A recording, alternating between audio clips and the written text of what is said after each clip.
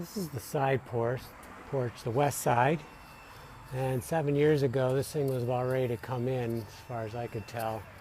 This top beam right there, underneath there, rotted right out.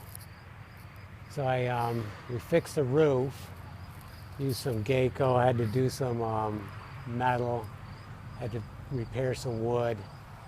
And then we came down here and there used to be only 3 posts going across here. So we increased it to 5. We added 1 in the center. We still have the railing that's that's stored. Made these posts here. Started adding design to the posts. This is 7 years ago. This wood has been like this for 7 years. And now that we got other things under control, and I'm trying to get everything primed this year. Well, a lot of it. Not going to get every bit of it.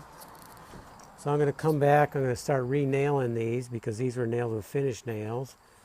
And from what I'm seeing, that just isn't holding. So I'm going to use the siding nails. So I'm going to re-nail every one of these, caulk them, and then I'm going to start priming.